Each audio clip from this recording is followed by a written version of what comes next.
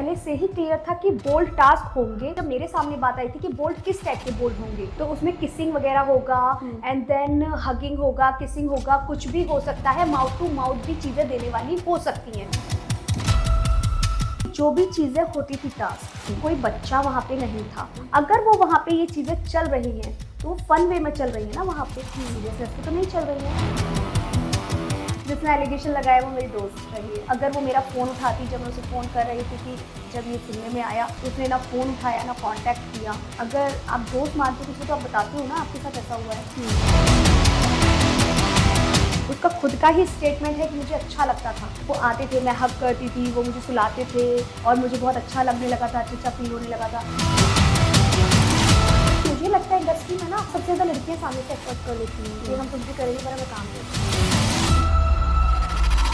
House arrest आजकल काफ़ी चर्चा में है और वो भी गलत रीजंस की वजह से, बैन होने की वजह से लोग डिमांड पे डिमांड किए जा रहे हैं और अब तो हट भी चुका है ना? बैन होने की डिमांड हो रही है। हाँ। अभी बैन हुआ नहीं है, हट चुका है OTT से। बिकॉज लोगों का जो अपना परसेप्शन है वो सोच रहे अश्लीलता फैल रही है, लेकिन मुझे नहीं लगता कि शो की वजह से अश्लीलता फैल रही है, क्योंकि ऑलरेडी सबको पता था कि वो बोल्ड OTT है। लेकिन उससे पहले मैं आपको इंट्रोड्यूस कर दूं, हम लोग बात करें कि ये मुस्कान अग्रवाल हैं और ये डे 1 से उस शो का पार्ट रही हैं और आज बहुत कुछ जानेंगे मुस्कान से, उस शो के बारे में, आजाद के बारे में, कॉन्ट्रोवर्सीज के बारे में। मुस्कान, सबसे पहले बताइए कि आपका एक्सपीरियंस कैसा रहा?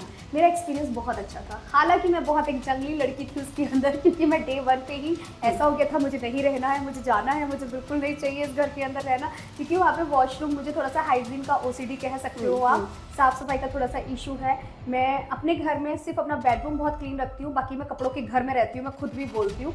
वहाँ पे कैसा था ना, वॉशरूम मतलब जैसे लड़कियाँ थी वो यूज़ करती थी, तो कोई कम्बोर्ड के ऊपर चढ़ गई है, कोई गंदा करके छोड़ आई है, तो मुझे बड़ा प्रॉब्लम हो रहा था उस चीज़ को लेके। तो मेरा सबसे पहला लड़ाई ही उस चीज़ पे हो रहा था कि मुझे वॉशरूम क्लीन चाहिए, और वॉशरूम क्लीन तो मैं बहुत पैनिक हो गई थी चीज़ों को लेके। तो मुझे ऐसा था मुझे घर जाना है, घर जाना है, घर जाना है। बट चूंकि एक फॉर्मेट होता है हर शो का, हमने एक एग्रीमेंट साइन किया होता है, आप विदाउट एलिमिनेशन आप घर नहीं जा सकते। जी, बट मैं एलिमिनेशन में आई ही नहीं, मुझे किसी ने एलिमिनेट किया तो मैं घर आ ही नहीं सकती थी, क्योंकि जो भी टास्क होते थे हम जी जान लगाते थे सभी लोग। ऐसा नहीं है कि हम हमेशा जीते ही हैं, 1-2 टास्क हम हारे भी हैं, तो बट हमने कोशिश पूरी करी है कि हम जीतें। तो इसलिए मैं लास्ट तक उस शो में थी। ये बताइए, इस शो में आपकी एंट्री कैसे हुई? आई मीन हाउस अरेस्ट है क्या आपके हिसाब से, और किस तरह से आप इन इस शो में? Actually house arrest is like a big boss. Okay, ठीक है, लोग बहुत ज़्यादा ट्रोल कर रहे हैं कि सस्ता बिग बॉस और महंगा बिग बॉस और ऐसा और वैसा, लेकिन जितना मैं जानती हूँ ट्रोलर्स को सिर्फ एक बहाना चाहिए उस शो के नाम पे और हमारे नाम पे पैसे कमाने का। बाकी जो है, बाकी ऑडियंस को बहुत मज़ा आ रहा था देखने में, ऐसा कुछ भी नहीं था शो के अंदर, बहुत फन लविंग मस्ती और ये सारी चीज़ें थी। लेकिन चूंकि जैसे कि मैंने बताया ये 18+ OTT पे था, तो ऑफकोर्स थोड़े से किंकी टाइप के स्टफ थे। ठीक है, और मेरी एंट्री कैसे हुई थी कि चैनल ने सभी लोगों को पिच किया था, जो उनको लग रहा था कि डिजर्विंग है पार्टिसिपेंट्स, उनको पिच किया था। जब पिच किया था तो कुछ लोग एग्री हो गए थे, कुछ नहीं हुए थे, क्योंकि बात यहाँ पे आई थी चीज़ें कि 15 दिन का जो शो है आपको करना है, यहाँ पे वहीं पे रहना है, वहीं पे सारी चीज़ें होंगी, खाना पीना सब कुछ, और वहाँ पे टास्क भी होंगे, पहले ही बताया गया था बोल्ड टाइप के टास्क होंगे। तो ये सारी चीज़ें पहले से क्लियर थी। ओके, हाँ जी। तो ये बोल्ड कितना बोल्ड एक होता है कि आप मूवीज में भी सीन करते हो, बोल्ड सीन करते हो, बहुत कुछ होता है। हाँ, लेकिन क्या ये एक्सट्रीम बोल्ड था और ये पहले से पता था? हाँ, ये एक्सट्रीम बोल्ड नहीं बोलेंगे हम इसे, जितना बोल्ड आप वेब सीरीज में देखते हैं उतना, उससे बल्कि कम ही था। उससे कम ही था।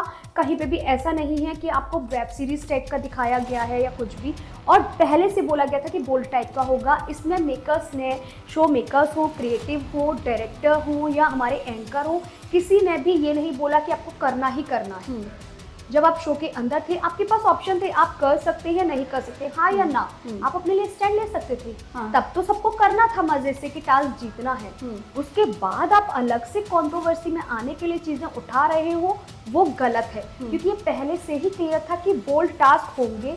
और जैसे कि मैंने भी पूछा था जब मेरे सामने बात आई थी कि बोल्ड किस टाइप के बोल्ड होंगे, तो उसमें किसिंग वगैरह होगा एंड देन हगिंग होगा, किसिंग होगा, कुछ भी हो सकता है, माउथ टू माउथ भी चीजें देने वाली हो सकती हैं। ये बात मुझे भी बोली गई थी। हाँ जी, पास ऑन वाली। ठीक है, और अगर मैं ये बात मानूं तो पहले मैंने बोला था कि ठीक है मैं सोच के बताती हूँ।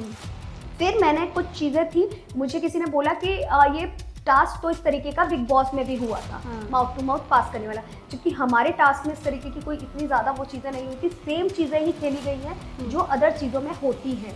ठीक है, ऐसा कोई वल्गर नहीं हुआ था कि जो ना हो सके उसमें। अगर आप एक रेपिटेटेड OTT बोलते हो, जो कि सो कॉल्ड जियो का बोला जाता है, अगर आप उस पर दिखा सकते हो तो आपको गोल्ड OTT पे क्या दिक्कत है? वहाँ पे तो ऑलरेडी मेंशन है कि 18+ है, तो वहाँ पे क्या प्रॉब्लम है? तो ये आखिर बैन की डिमांड क्यों हो रही है, आपको क्या लगता है? क्या ये मुझे लगता है कि सबको पता है कि ये गोल्ड OTT है और 18+ उस पर मेंशन है। बिना सब्सक्रिप्शन के आप देख नहीं सकते हमारे कंटेंट को, तो आपको पैसे खर्च करने ही पड़ेंगे, फ्री में तो है नहीं अवेलेबल। यहाँ पे प्रॉब्लम एंकर से है, इस वजह से शो ड्रैग हुआ है। और चूंकि शो बहुत कम टाइम पे बहुत अच्छे पिच पे जा रहा था, हिट हो रहा था, तो इस वजह से ऐसा मुझे लगता है कि अदर लोगों को भी प्रॉब्लम हो रही थी, क्योंकि जो अदर OTTs पे शो है इतने अच्छे कोई भी शो नहीं जा रहे हैं। जैसे सभी लोग जानते होंगे कि इतने सारे आए दिन शोज आ रहे हैं, क्या कोई अच्छा जा रहा है? किसी की TRP आ रही है? नहीं आ रही है। तो just because of that reason कि ये ट्रेंडिंग में जा रहा था, तो हो सकता है अदर शो मेकर्स को भी प्रॉब्लम हुई हो।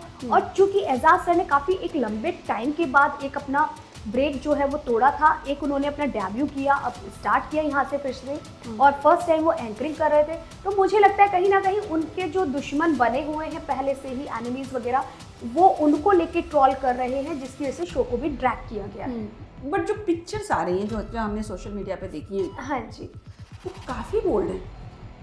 आपने कौन सी वाली पिक्चर देखी है जो काफी बोल्ड है? अब मैं कुछ दिखा नहीं सकती, ऑफ कोर्स मैं आपको ऑफ रिकॉर्ड कुछ बता दूंगी, दिखा दूंगी। और मेरा ये मानना है कि अगर एक्शन लिया गया है तो कुछ तो होगा।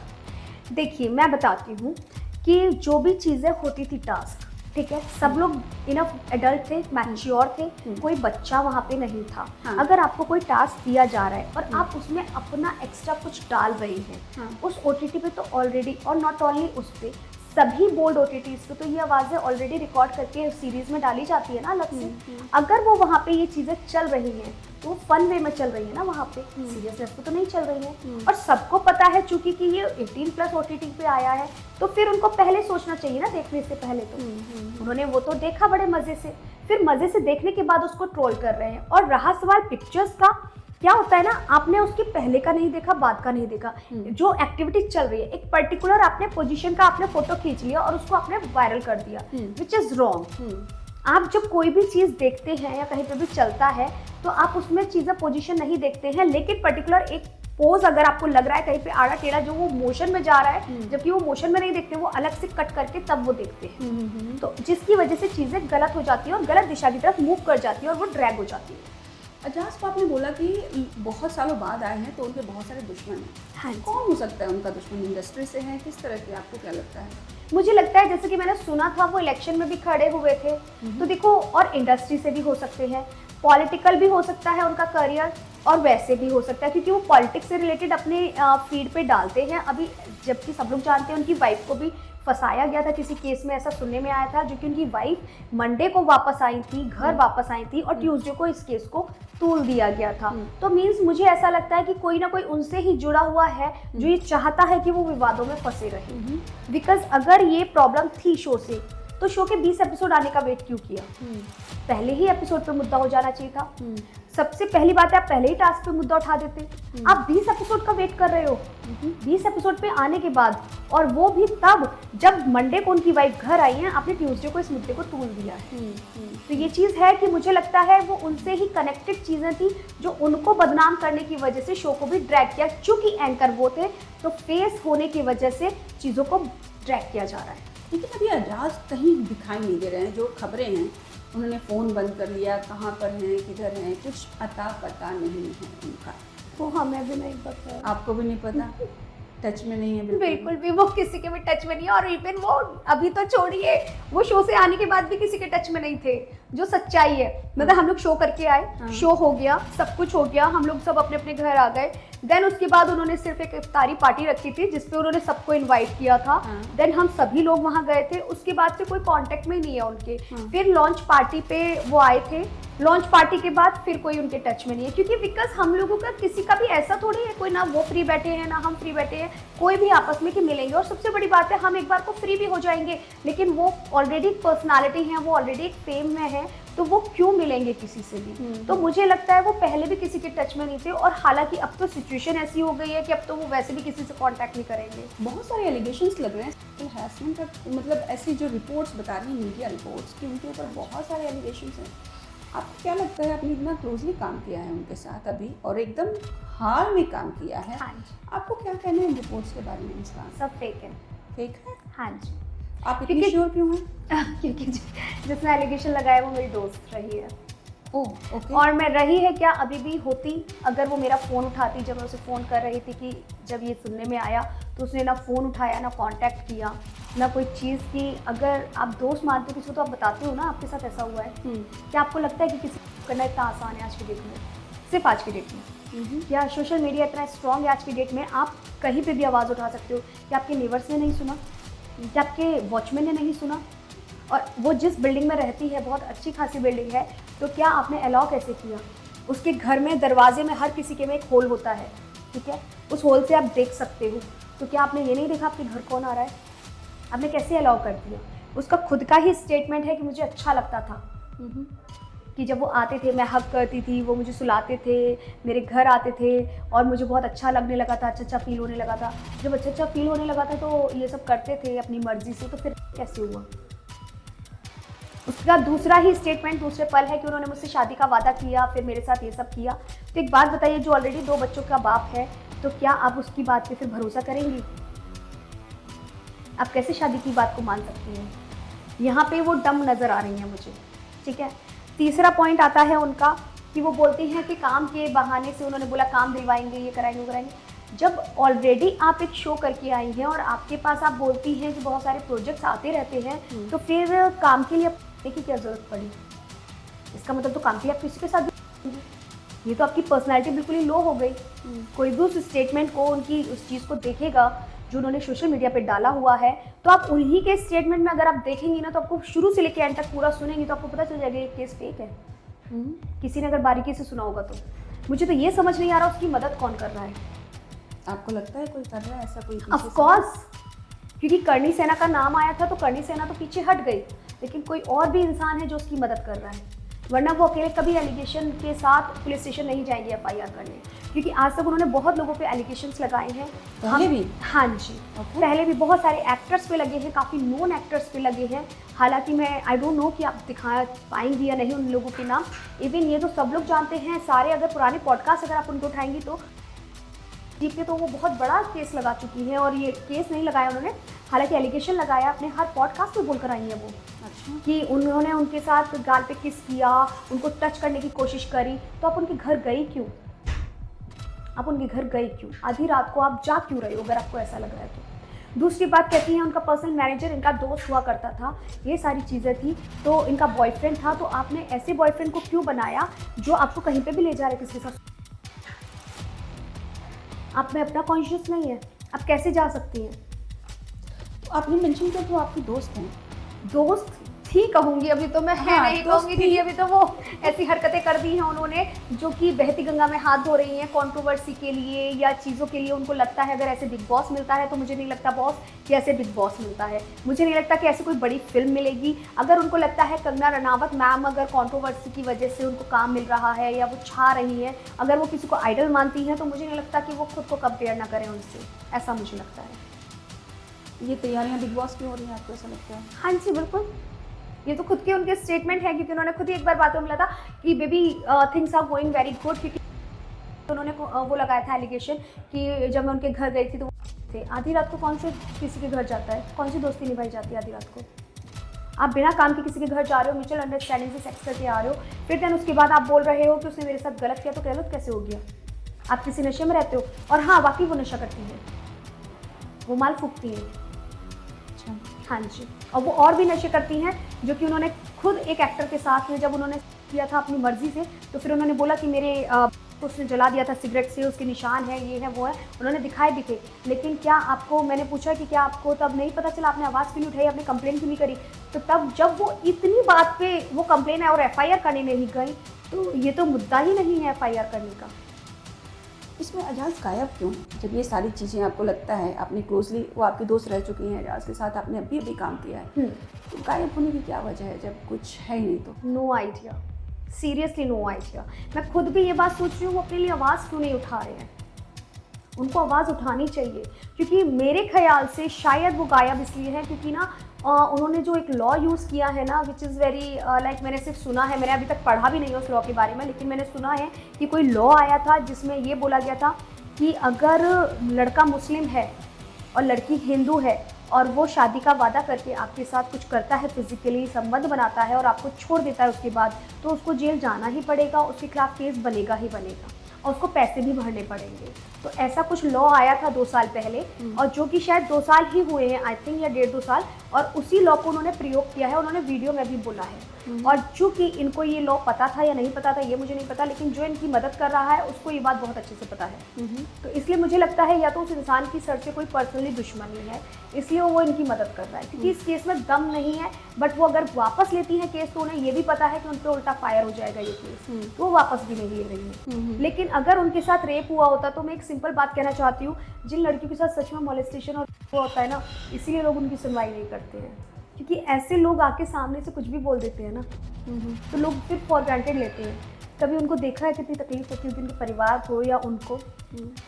सोचिए, उनको खाने पीने का भी होश नहीं रहता है, और जिन्होंने एलिगेशन लगाया वो तो प्रॉपर अपना सोशल मीडिया हैंडल कर रही हैं, तो कैसे हैंडल कर सकती हैं? सोशल मीडिया पे बराबर से अपडेट है स्टोरी और पोस्ट में, तो फिर वो कैसे हो सकती है? तो क्या आपको लगता है कि वो सिस्टम है जिसके साथ सच में जेन्युइनली ऐसा हुआ होता है ना, उसके गले से पानी भी नहीं निकलता है? शो पे काफ़ी असर पड़ गया इसके। हाँ जी, शो पे काफ़ी असर पड़ेगा, क्योंकि इन्होंने जो एलिगेशन लगाया वहाँ पे और भी लड़कियाँ थी, ये केवल एक लड़की नहीं थी। जब शो में एंट्री हुई थी ना, तब ये उस टाइम एंटर भी नहीं हुई थी, एज अ वाइल्ड कार्ड आई थी। किसी को ये भी नहीं पता है कि ये शो के अंदर आई थी, क्योंकि ये वाइल्ड कार्ड में आई थी और ये बहुत लास्ट में आई थी शो के अंदर। तो लेकिन चूंकि स्टार्टिंग में जो 12 लड़कियां जो गई थी, मतलब 9 लड़कियां और 3 लड़के गए थे, तो क्या उन 9 लड़कियों में कोई इतनी अच्छी नहीं दिखी थी सर को? अगर कुछ करना होता तो सर उसमें से नहीं कर सकते थे।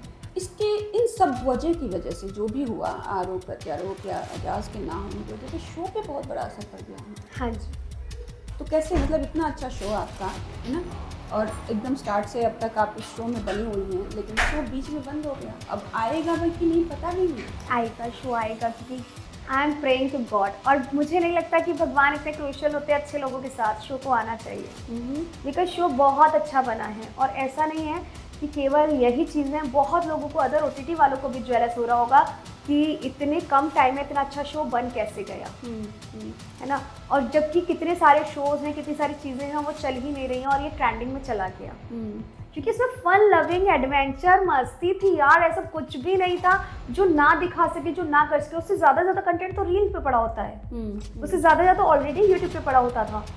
तो जब अगर वो कंटेंट चल सकता है तो ये क्यों नहीं? एक और शो था मुस्कान, हाँ जी, इंडियाज़ गॉट टैलेंट, जो हाँ रिसेंट बहुत कंट्रोवर्सी हुआ और उसकी वजह से काफ़ी हंगामा मचा। हाँ जी, लैंग्वेज टोनालिटी को लेकर बहुत हाँ कुछ हुआ। जी। What do you think about? मुझे लगता है वो शो कभी भी ना, जो हंगामा हुआ था वो समय रैना के लिए कभी था ही नहीं। It's my perception. ओके। ये था रणवीर इलाहाबादिया के लिए, क्योंकि रणवीर इलाहाबादिया को उससे पहले मैं नहीं जानती थी जब तक कि कंट्रोवर्सी नहीं हुई थी, जो बात सच है। फिर जब मैंने बहुत ज़्यादा कंट्रोवर्सी हुई तो मैंने चेक किए प्रोफाइल्स इन दोनों के जाके। समय रैना तो शुरू से इस तरह का कंटेंट बनाते थे, है ना, डबल मीनिंग टाइप की कॉमेडी, मस्ती, ये सब था।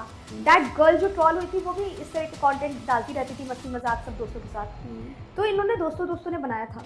मेन मुद्दा था Ranveer Allahbadia was the famous personality more than everyone, क्योंकि वो जो कंटेंट डालते थे वो धार्मिक और बहुत सोफिस्टिकेटेड वाला, बड़ा डिसेंट वाला, बड़ा एक अच्छी इमेज वाला डालते थे, जिनके पॉडकास्ट में मतलब नरेंद्र मोदी जी तक आए थे। तो ऑब्वियस बात है कि उस बंदे के मुंह से गाली सुनेंगे तो ये कंट्रोवर्सी उनके लिए थी। ये चीज़ थी ही नहीं कभी किसी और के लिए, ये सिर्फ रणवीर इलाहाबादिया की वजह से हुई थी, क्योंकि उन्होंने चूंकि वो वर्ड यूज़ किए। और इस शो में भी यही प्रॉब्लम आ रही है, क्योंकि जो एजाज सर हैं वो जो भी अपना कंटेंट डालते हैं वो एक तो पॉलिटिकली इश्यूज से रिलेटेड डालते हैं ओपोनेंट पार्टी के लिए, ठीक है, क्योंकि वो अलग पार्टी से हैं और वो डालते हैं अलग पार्टी के लिए हैं। और दूसरा वो डालते हैं धार्मिक चीज़ों से रिलेटेड या रियल लाइफ से रिलेटेड, वो डालते हैं इस टाइप का कंटेंट। जब शो में उनकी वो लैंग्वेज दिखी है तो मुद्दा यही से शुरू हुआ है, क्योंकि दूसरे लोगों को कहने का मौका मिल गया कि कहाँ ये बंदा ऐसा है तो कहाँ से ये चीज़ें उठ कर आ रही हैं, अगर इतना ही ये है। मुद्दा यहाँ से हुआ है, मुद्दा शो से है ही नहीं, मुद्दा प्रॉब्लम है इन लोगों का एंकर से। लेकिन क्या कर रहे हैं ड्रैग ये लोग, क्योंकि गेहूं के साथ घुन भी पिसता है, तो वो वाली बात हो गई है कि हमारा अच्छा खासा शो भी पिस गया है। और मैं दिल से चाहती हूँ कि शो आए और शो को आना है चाहिए। मुस्कान ये बताओ, शो तो जैसे आप बोलोगे आना ही चाहिए और आएगा ही वापस। मुझे जहाँ तक पता चला है कि इस शो की विनर एक लड़की ही है और वो डिक्लेयर हो चुका है, जो कि अभी बताया नहीं जा रहा है। ऑफ कोर्स जब फिनाले होगा तो बताएंगे। आई मीन क्या कहना है आपका, कुछ खबर है आपको? नहीं, मुझे कोई खबर नहीं है। मैंने अभी ना एक एग्रीमेंट साइन किया, मैं बिल्कुल गूंगी, बहरी और अंधी हो चुकी हूँ। कुछ सुनाई नहीं दिया? गांधी जी के 3 बंदर हूँ मैं, बिल्कुल कुछ नहीं सुनाई दिया मुझे। अच्छा। और मेरे मुंह से कोई शब्द ही नहीं निकलेगा। चलो ठीक है। शो की बिना लड़की है, मुझे भी नहीं पता था, मुझे तो लगा लड़का जीता है। लड़की है, और अगर गलती से आप जीत गए ना तो पार्टी देना मुझे। प्रेडिक्ट कर आपके मुंह में घी शक्कर मैं जीत जाऊँ। प्रेडिक्ट कर रही हूँ मैं तो ये प्रेडिक्ट करी कि मेरा शो आ जाए। देखिए हम भी प्रे करते हैं, क्योंकि सबने बहुत मेहनत की है। बहुत मेहनत की है, और सच बता रहे हैं ये शो, पता है इस जब तक मैं शो में नहीं गई थी ना रियलिटी शो करने, मुझे भी ऐसा लगता था कि थोड़ा बहुत स्क्रिप्टेड होता होगा यार, ऐसा थोड़ी होता होगा। भाई शो में अंदर जाके पता चल रहा है कुछ भी नहीं होता है। आपको जो बता आंखें खुलेंगी क्या बिजली और बम गिरेंगे आपको तभी पता चलेगा, और एक डर के साथ सोना पड़ता है। सुबह उठेंगे पता नहीं क्या क्या सुनने को मिलेगा। मुझे ये बताओ, सबसे वर्स्ट एक्सपीरियंस क्या है शो का? कौन सा टास्क? ऐसा कोई भी टास्क नहीं था जो वर्स्ट एक्सपीरियंस हो, सब फन लविंग और मज़ेदार थे। हालांकि ना एक टास्क ऐसा था, मैं थोड़ी सी डिसअपॉइंट थी खुद से ही, तो मेरा कंसंट्रेशन नहीं था, तो मैं उसमें एक भी ना बॉल नहीं डाल पाई ग्लास के अंदर। लेकिन मुझे टेक्निक पता थी कि टप्पा से जाएगी, तो मैं अपनी फ्रेंड को बोल रही टप्पा से जाएगी, टप्पा से मार इसको, टप्पा से। उसके पास हाइट भी थी ना, मेरी हाइट भी कम थी, तो वो टप्पे से जाती। और बेवकूफ़ हमारी टीम का जो वो था ना, मतलब है तो बहुत अच्छा, लेकिन उस टाइम बेवकूफ़ था, उसके पास इतनी अच्छी हाइट थी, फिर भी उसने पीछे के ग्लास में फेंक रहा है, अबे आगे के ग्लास में डालना। तो मैं बस कह सकती हूँ, लेकिन दिन बहुत अच्छा था कि भगवान जी ने हमें बचा लिया था। चलो मुस्कान, अब तो ये शो की बात हो गई है ना, अजाज की बात की, शो की बात की, मुझे अब आपके बारे में बात करनी है। हाँ जी। I really want to know about you, how started your journey, and ये जो बोल्ड सीन्स कंटेंट आपने बनाने शुरू किए, ये अपने डायरेक्शन कहाँ से लिया? So let's start from your journey. Actually मेरी जर्नी स्टार्ट हुई थी मस्ती मस्ती में। मैं कभी भी इंडस्ट्री के मुंबई नहीं आई थी, मैं सिर्फ पढ़ने के लिए आई थी, ठीक है। फिर देन ऐसा होता है ना कि हमारे फ्रेंड्स बन जाते हैं, और देन वो इंडस्ट्री में है। जब मैं स्टार्टिंग में 6 महीने पीजी में थी ना, तो मेरी फ्रेंड्स बन गई थी। अच्छा। वो लोग वहाँ पे 8 साल से 10 साल से स्ट्रगल कर रही थी, कोई कुछ नहीं कर पाई थी। तो बहुत सारी चीज़ें होती है ना, फ्रेंड्स जब हमारी खास फ्रेंड्स बन जाती हैं, और फिर वो कॉम्पिटिशन और वो चीज़ें बोल देती है, कुछ आपकी फैमिली को बोल दे, लेके अगर आप उनको समझा रहे हो कुछ अच्छे वे में, तो मैंने ऐसे ही अपनी दोस्त को समझाया कि यार क्या ज़रूरत है कुछ भी किसी के साथ करने की, और ये सारी चीज़ें हैंगी वैंगी। क्योंकि मुझे लगता है इंडस्ट्री में ना सबसे ज़्यादा लड़कियां सामने से एफर्ट कर लेती हैं कि हम कुछ भी करेंगे पर हमें काम दे दो, तो वो वाली चीज़ थी। तो पता है उसने ना जैसे फैमिली तक चली गई, तो मैंने एक मस्ती और टशन में बोल दिया है भाई कि तुमसे ज़्यादा अच्छा काम करके दिखाऊंगी, सही जगह पे सही काम करके दिखाऊंगी। अच्छा। बोल तो दिया, लेकिन जब मैं गई ऑडिशन लेने, मस्ती मस्ती में गई थी मैं, वो भी एक कास्टिंग वाले के यहाँ पे मैंने वो दिया था ऑडिशन, पैसे रजिस्ट्रेशन भी कराया 3,500 रुपये का, और देन मुझे लेकिन अगले ही दिन शूट मिल गया। लेकिन कभी किसी ने नोटिस ही नहीं किया मेरा नॉन बोल्ड काम, जब मैं एम करती थी मस्ती में कि मन हुआ कर लिया, नहीं किया। एपिसोडिक वर्क करती थी, क्राइम पेट्रोल, सावधान इंडिया, इस टाइप का, ठीक है, थोड़ा बहुत काम किया। फिर देन उसके बाद ना जब मैंने as a creator just start ही किया, और देन फिर लॉकडाउन आ गया, तब मैंने work from home as a creator और चीज़ें बनाने लगी। मैं हर चीज़ की बिकनी बना देती थी। तो मैंने फर्स्ट बिकनी मास्क की ही बनाई थी, कुछ वायरल, जो कि मैंने हटा रखी है दूर दूर तक, दीन दुनिया से डिलीट। फिर उसके बाद मैं फॉइल पेपर की बिकनी बना रही हूँ, कभी मैं वाटरमैन के छिलके की बिकनी बना रही हूँ, मैं हर चीज़ से कुछ ना कुछ बिकनी, रस्सी का मैंने ड्रेस बना दिया, कभी मैं बीन बैग से बिकनी और स्कर्ट टॉप वगैरह बना रही हूँ, कभी मैं जंबो बैग से बना रही हूँ। तो इट वाज लाइक दैट। तो वो चीज़ें धीरे धीरे होती गई। फिर मेरे इतने मूड स्विंग्स होते हैं, मैं बहुत ज़्यादा मूडी लड़की हूँ, तो मेरा मन हुआ नहीं, मैं बोर हो गया, मैं कुछ और करती हूँ। इवन मैंने पानी जैसे पीते ना स्ट्रॉ, मैंने उस तक की भी ड्रेस बना रखी है। I am like that. तो फिर उसके बाद I got a offer from series. तो मैं फर्स्ट सीरीज करने गई थी, तब भी मुझे नहीं पता था कि मैं फर्स्ट वेब सीरीज बोल्ड करने जा रही हूँ और उल्लू की करने जा रही हूँ, सच में। क्योंकि नॉन बोल्ड कभी किसी ने नोटिस ही नहीं किया, उससे थोड़ा बहुत किया। मैंने फर्स्ट सीरीज जब स्टार्ट किया उल्लू की, तो मतलब ये 2020 में मैंने किया था 24 दिसंबर को, और ये आई थी फरवरी में, 27 फरवरी को। हाँ। पहली सीरीज आते ही वो वायरल हो गई। उससे पहले मैं 3 ऑलरेडी शूट कर चुकी थी जनवरी में, बट जब पहली सीरीज आई तो घर में बम भी गिरे बुआ वगैरह के रिश्तेदारों। एग्जैक्टली। हाँ, तो मुझे तो पता ही नहीं था कि मैं मस्ती में कब तो आई। जो मैं, मुझे ऐसा लगा जो मैं वीडियो मतलब फोटो वगैरह बनाती हूँ, वीडियो बनाती हूँ, वैसे ही तो है ये भी। हाँ। बस इसमें दूसरा मेरे पास सब्जेक्ट है, उसमें मैं अकेले बनाती थी। हाँ। तो मैंने इस तरह से किया, और वहाँ पे डायरेक्टर रहते हैं, प्रॉपर क्रिएटिव रहते हैं, उन्होंने समझाया, उनको एक्टिंग बहुत अच्छी लगी। प्रॉब्लम मेरे साथ इंटीमेट सीन में आई उनको थोड़ी, तो उन्होंने मुझे गाइड किया, समझाया, देन मैंने वैसे वैसे किया। ठीक है, उन्होंने मुझे चीज़ बताई, इंग्लिश मूवीज़ थी जो नेटफ्लिक्स वगैरह की, वो सीन्स बताए, इस तरह से ये शॉट देना है, तो मैंने वो सब करके दे दिया। अब एक्टिंग में दिक्कत नहीं आई, इंटीमेट में थोड़ा दिक्कत आई उनको। फिर उसके बाद 3 सीरीज और मैंने करी बैक टू बैक। फिर उसके बाद जब रिलीज हुई 27 फरवरी को, उसके बाद प्रॉब्लम आई मैं यहाँ से एंटर हुई बोल्ड में 2020 लास्ट दिसंबर में। देन फिर मैंने उसके बाद काम छोड़ दिया था काफ़ी टाइम के लिए। क्यों छोड़ा? क्योंकि मैं थोड़ा खुद से डिसअपॉइंट हो गई थी, यार इतना गलत कर दिया है क्या, मेरी बुआओं का तरफ स्यापा हो गया था ना। तो मेरे फैमिली को इशू नहीं हुआ, प्रॉब्लम होता है रिलेटिव्स को। हाँ। जैसे वो लोग हमारे घर में खाना देने आ रहे हैं। हाँ। इसलिए उनको दिक्कत होती है। तो मैंने सोचा चल छोड़, ठीक है मैं नहीं करती। फिर मुझे लगा कि नहीं यार, अभी जब कर ही लिया है, गलत तो गलत ही हूँ ना। अभी जब मैंने स्टार्टिंग में कर लिया, आपकी लोगों की नज़र में गलत हूँ, तो फिर क्यों नहीं, why not, I have to do, I have to make my career.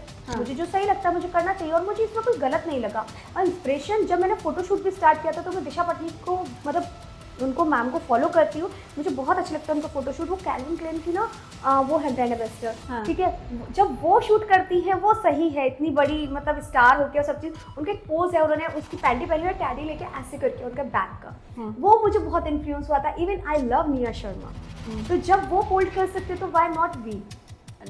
Name of Urfi Javed. मैं उनकी फैन नहीं हूँ, मुझे आई लाइक हर, मैं उनको एडमायर कर सकती हूँ, बट हाँ मैं उनकी फैन नहीं हूँ। जो आपकी जो क्रिएटिविटी है, जब आपने वो उनसे पहले स्टार्ट किया था मैंने तो वो मैच करती है कि किसी भी चीज़ का कुछ भी बना के। हाँ, इसलिए मुझे मैंने उनसे पहले स्टार्ट किया था। हाँ। और एक टाइम पे था कि हमारे फोटोग्राफर सिमिलर हुआ करते थे। अच्छा। हाँ, जो जब पैपराजी वो कराती थी जिस टाइम पे, जो फोटोग्राफर उनके साथ होता था, वो पहले मेरा भी शूट किया करता था। अच्छा। और आज भी वो टच में है। और जो गोलू करके, जो आरके करके फोटोग्राफी था, वो भी मेरे फोटोशूट, मतलब हमारे दोनों के फोटोग्राफर सेम ही रहे हैं ऑलमोस्ट। अच्छा। हाँ, लॉकडाउन 2 में मैं बाई चांस यहाँ पे फंस गई थी, तो मतलब क्योंकि मैं जा नहीं पाई थी, मुझे ऐसा लगा नहीं था कि लॉकडाउन आ जाएगा। उससे जस्ट पहले मेरा बर्थडे आया था, तो मैंने खूब मतलब चीज़ें बनाई हैं, ये सब किया है। इवन जो फोटोग्राफर मेरा शूट करके जाते थे, फिर उसके बाद उसका करने जा रहे हैं। क्योंकि हम लोगों के घर में ना शायद एक सिग्नल का ही डिस्टेंस था, ऐसा वो पहले बताते थे। एक बिल्डिंग आगे रहती थी। हाँ। और देन कभी उसके घर पे शूट करने आया, तो देन फिर उसके बाद मेरे घर आते थे। तो ऑलमोस्ट सिमिलर ही रहा है। कभी पेड मीडिया आपने बुलाई है? क्योंकि उर्फी पे बड़े एलिगेशंस लगे थे कि मीडिया को पे करके बुलाते हैं। तो मीडिया को तो पे करके बुलाना पड़ता है, फ्री में मीडिया आती है क्या? आपने बुलाया? नहीं। सच्ची बता। नहीं। आप खुद बोल, देखो मेरे को आपने कितने पैसे दिए बताओ? मैंने आपको एक भी पैसे नहीं दिए। तो फिर देखो मेरा जॉब है, इसमें ये आपका जॉब है, इसमें पैसे नहीं दिए जाते पैपराजी के लिए। पैपराजी कभी फ्री में नहीं आता। अभी एक बात बताइए, आपको कैसे पता चलेगा मैं कहीं जा रही हूँ? तो वो तो पीआर मशीनरी होती है जो बताती है। एग्जैक्टली, जो पीआर मशीनरी होती है उसको हमें पैसे देने होते हैं। फ्री में पीआरशिप नहीं होता है। नहीं, आप पीआर को पैसा देना और फोटोग्राफर्स पैप्स को पैसा देना, ये 2 चीज होती है। हाँ, तो जब पीआर को पैसे दिए जाते हैं ना, तो पैप्स को भी एक पैकेज होता है जो पीआर ही डील करते हैं। ओके। फ्री में पैप्स नहीं आते। अगर आ सकते तो पूरी दुनिया के लिए नहीं आ जाते, सबके लिए आ जाते। केवल अभी आजकल एक लड़की है, मेरा सिंपल से एक टॉपिक है, मैं बोलना चाहूँगी, इस पर डिस्कस करना चाहूँगी, मैं चाहूँगी, क्योंकि आप मीडिया से आपका क्या व्यू है। एक लड़की है जो थॉन्ग में आजकल एयरपोर्ट पे जाती है। हाँ। और नेट का वो डालती है। Everyone knows her name. हाँ। बट मैं नाम इसलिए नहीं लूँगी, मैं क्यों फालतू का फुटेज दूँ। हाँ। ठीक है। हाँ। तो उसको जब वो करने जाते हैं, क्या एयरपोर्ट पे ऑब्जेक्शन नहीं होता? क्या पब्लिक को प्रॉब्लम नहीं होती? कौन सा ऐसा एयरपोर्ट है जहाँ थॉन्ग अलाउड होता है लड़की को जाने के लिए, और नेट का स्कर्ट अलाउड होता है? ओके, है ना? तो तब वल्गैरिटी नहीं होती, तब नॉर्मल पब्लिक को शर्म नहीं आती, तब अश्लीलता नहीं फैलती। जब हमारे शो को लेके ये चीज़ें हो रही थी, कोई इन मुद्दों पे बोलना ही नहीं चाहता, सच कोई रखना ही नहीं चाहता। इसलिए तुम आपसे बात कर रहे हैं ताकि आप अपना पक्ष रखिए। सीरियसली, अभी कंगना शर्मा करके जो एक्ट्रेस हैं, उनके बर्थडे के पिक्स बहुत वायरल हो रहे थे, तभी मैंने देखा जो उन्होंने आउटफिट पहना था, just because of that reason. तो एक बात बताइए, वो अश्लीलता नहीं है? पैप्स फ्री में तो नहीं जाता। पीआर की एक जो टीम होती है ना, उनको पैसे देने पड़ते हैं और वही वो सारी चीज़ें सेटल करते हैं, क्योंकि ये चीज़ तो मैंने भी पता करी थी कि कितने पैसे लेते हैं एक पोस्ट के। Yes, that's true. कितने पैसे, पहली बार में कितने पैसे दिए थे ये बताओ? पैप्स मैंने बुलाया नहीं ना, पैप्स नहीं बुलाया, कभी नहीं बुलाया। नहीं बुलाए थे। पैसे दूंगी सच तो मैं शॉपिंग ना कर लूंगी, पागल कुत्ते ने काटा है मुझे जो मैं पैप्स बुलाऊंगी। आज तक नहीं बुलाया पैप्स? नहीं, मैंने नहीं बुलाया, क्योंकि मैं जो भी छोटे मोटे मीडिया है, मैं छोटे मोटे किसी को नहीं बोलूँगी, सब इक्वल है मेरे लिए। मीडिया किसी का चैनल बड़ा है, किसी का छोटा है, तो वो लोग खुद से आते हैं मेरे लिए, जो बात सच है। क्योंकि बिकॉज कुछ लोग हैं जो मेरे फैन है, मुझे पसंद करते हैं, वो लोग फ्री में आते हैं मेरे लिए, वो लोग खुद सामने से मैसेज कॉल करते हैं, तो आई लव देम। लेकिन मुझे नहीं लगता कि वेल्ले बैठे हैं कि वो फ्री में जाएंगे, ठीक है, वेल्ले बैठे हैं कि वो फ्री में जाएंगे, ये बात सब जानते हैं, कोई फ्री में नहीं जाता भाई। आपको लगता है उर्फी के ऊपर जो लोग बात करते हैं कि पेड मीडिया, पेड पैप्स बुलाते हैं, वो सही है?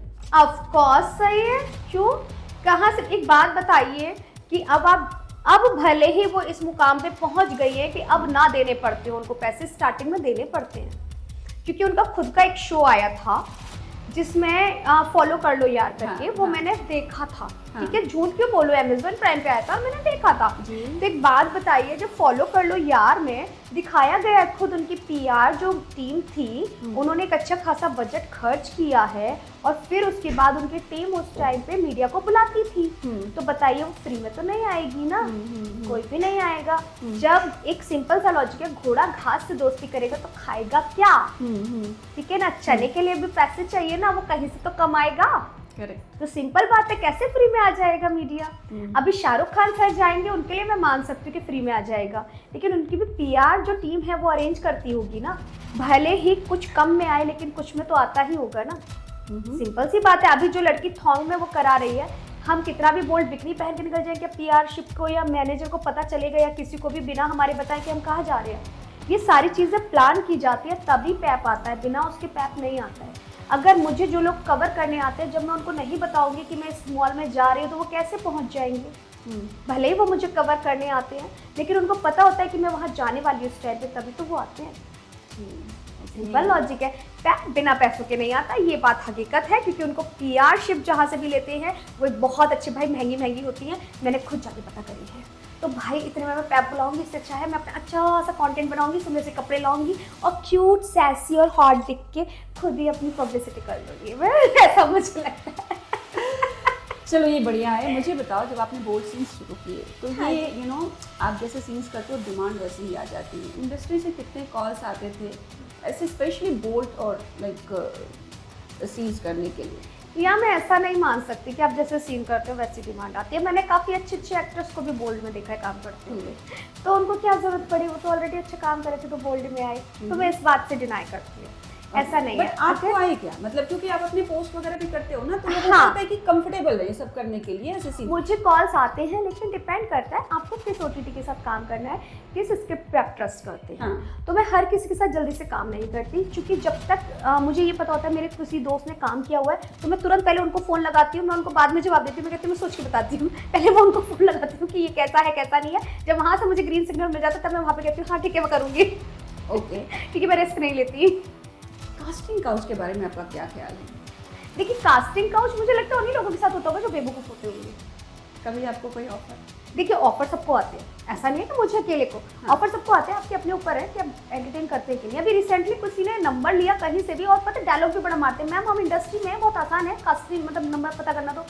तो जब कोई आप ना दिमाग लगाना पड़ता है बस, जब आपको कोई इतने से काम के इतना बड़ा अमाउंट देने को भी रेडी हो ना, तो समझो ये बेवकूफ़ बना रहा है। लेकिन लोग क्या करते हैं, बेवकूफ़ी में चले जाते हैं, और यहाँ पे प्रिंट शूट को लेके सबसे ज़्यादा बेवकूफ़ बनाया जाता है। उसको लेके बहुत ज़्यादा कास्टिंग काउच मुझे लगता होता है कि कोई भी प्रिंट शूट होगा, अरे इतना महंगा प्रिंट शूट है, यहाँ पे इतने लाख मिलेंगे उतने लाख मिलेंगे, और आप अपना प्रोफाइल भेज दीजिए। अच्छा, अगर उनको बोल दो कि ऑलरेडी इंस्टाग्राम है ना, बोल चाहिए ना तुम्हें पिक्चर्स, तो जाके देख लो वहाँ पे, तो प्रोफाइल में मैं स्पेशल क्या भेजूंगी तुम्हें, पर्सनल फोटो फिर से भेजूँ मैं तुम्हें, है? और कितना बोल्ड चाहिए, बिकनी से ज़्यादा बोल्ड कौन सा चाहिए? मैंने तो चलो सेमी न्यूड टाइप का बोला जाता है अगर, तो मैंने तो वो भी डाला है, अपना बेयर बैक का भी डाल रखा है, उससे ज़्यादा तुमको क्या चाहिए? अभी क्या तुम्हें फ्रंट का चाहिए? सीधे ब्लॉक। तो इसलिए, क्योंकि जब तक आप उनको जवाब देना नहीं सीखोगे ना, तो लोग आपको यूज कर जाएंगे। यहाँ मुझे इसीलिए मैं बोलती हूँ कास्टिंग काउच अगर होता भी है तो बेवकूफ़ लोगों के साथ होता है, क्योंकि आप टैली करना सीखो, अपने दोस्तों से, मैं भी अपने, मेरे बेस्ट फ्रेंड्स को सब लोग जानते हैं। मेरे 3 बेस्ट फ्रेंड्स हैं, गौरव, प्रिया एंड लक्की। मैं इन तीनों में से किसी ना किसी से कॉल करके पूछती हूँ, अगर एक ने नहीं किया होगा दूसरे ने, दूसरे को नहीं तो तीसरे को नॉलेज होगी ना। 3 में से किसी को भी नॉलेज नहीं होगी तो ऐसा तो है नहीं इंडस्ट्री में और लोग नहीं है, मैं उनको जानती तो हूँ, बेस्ट फ्रेंड नहीं है तो उनसे भी तो मैं पता कर सकती हूँ ना कि ये OTT कैसा है, या ये डायरेक्टर कैसे हैं, या फिर ये मतलब कास्टिंग वाला सही है या नहीं है। तो आपको पता होता है, बस दिमाग लगाना होता है। इसलिए मैं हमेशा कहती हूँ कि कास्टिंग काउच भी बेवकूफ़ों के साथ होती है। कभी ऐसा परसेप्शन क्रिएट हुआ है आपके लिए कि अगर आप बोल्ड सीन करती हैं तो आप you are open for everything? No, I am not open for everything, criteria है मेरा। नहीं, कभी ऐसा परसेप्शन आपको ऐसा लगा है कि ये बंदा जो मुझे कॉल कर रहा है इसको ये लग रहा है कि मैं बोल्ड सीन कर रही हूँ? वही चीज़ मैं बता रही हूँ हाँ। कि अच्छा सॉरी मैंने क्वेश्चन नहीं समझा था, हाँ। Sorry now I got it, कि एक्चुअली उन लोगों को ऐसा लगता है, ये उन लोगों को ही नहीं बहुत लोगों को लगता है। उन्हें क्या लगता है कि अगर हमने बोल्ड सीन किया तो वो रियल हो रहे हैं क्या? लोगों का दिमाग नहीं है क्योंकि वो पढ़े लिखे नहीं है। हाँ। और जिन लोगों को पता भी होता है ना फिर भी वो मजे के लिए पूछते हैं। इवन जो बोल्ड प्रोफाइल देखते तो उनको लगता है कि अरे नहीं इसका तो इतना बोल्ड है, ये तो घर पे भी ऐसी ही रहती होगी, ये तो इजीली अवेलेबल हो जाएगी, इमेज क्रिएट हो जाती है। यस। लेकिन मेरा कहना ये है, क्या शायद यहाँ पे धर्म या जाति आ जाएगी। आप चाहे तो बीप डाल दीजिएगा, मैं चाहूँगी आप बीप डालें, बट इस चीज़ को हटाएं नहीं कि जो लड़कियाँ बुर्का पहनती हैं तो क्या वो लड़ती नहीं है या बोलती नहीं है, या जो लड़कियाँ घूंघट में रहती हैं तो क्या वो बोलती नहीं है या लड़ती नहीं है।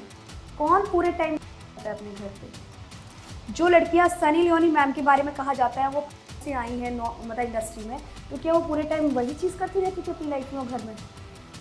सबकी एक इमेज होती है, ठीक है। आप कैमरे पे क्या कर रहे हैं that is a different thing, आप रियल लाइफ में कैसे हैं that is a different thing. आप इंसान के बारे में ये तो जानो वो रियल लाइफ में कैसा है। बहुत सारे प्लेटफॉर्म है जिसपे आज हम लोग लाइव होते हैं या अपने बारे में दिख रहे होते हैं, तो भी वहाँ पे आके लोग मजे ले रहे होते हैं। जो वर्ड वो यूज़ करते हैं सारे, मैं तो सीधे बोलती हूँ ओ माय गॉड, अपनी बहन के बारे में ऐसे बोल रहे हो, अपनी बीवी के बारे में ऐसे बोल रहे हो, शीशी shame on you, oh my God so sad, why not, क्यों सुन के ले हम? तुम्हारे सोच इसलिए ऐसे क्योंकि तुम अपनी बहन और बीवी को ऐसे बोलती हो, सिंपल।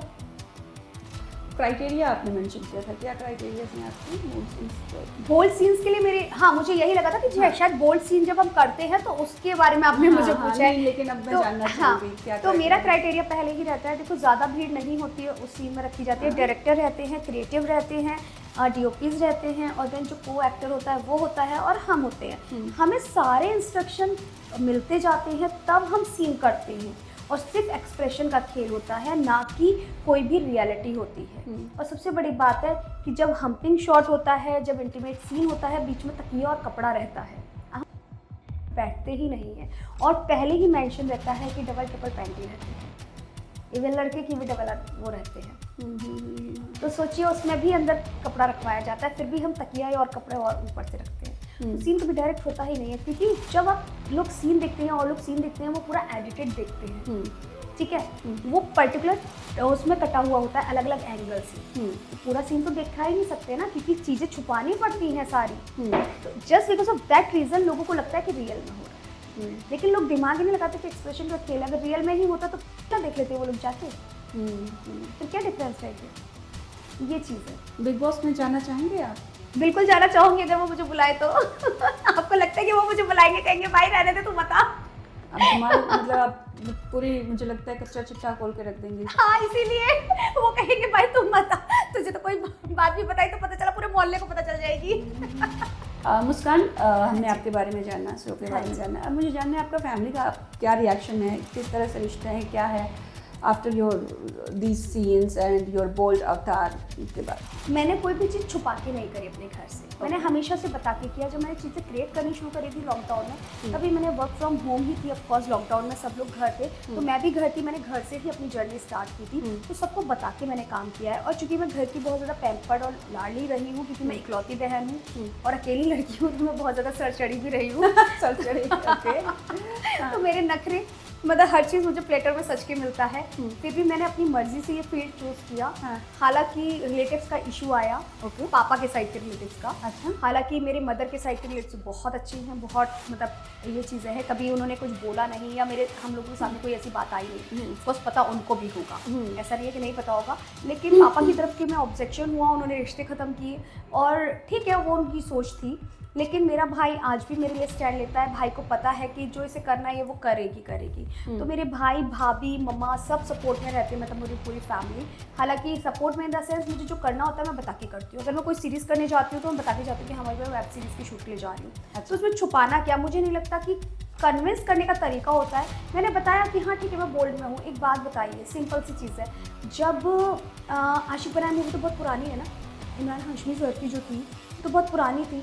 जब उसमें वो बैकलेस सीन दे सकती हैं जो एक्ट्रेस थी तनुश्री दत्ता, तो हम लोग, मुझे लगता है कि बैकलेस जितना ही सीन देते हैं ना, इसमें एक्सप्रेशन से खेलते हैं ना बाकी का। एनिमल मूवी में तृप्ति डिमरी ने दिया है सीन, और उन्होंने तो, रणवीर कपूर तो बहुत अच्छे खानदान के हैं, लेकिन वो यहाँ पे लेती हैं और वो ऐसे करके लेती हैं।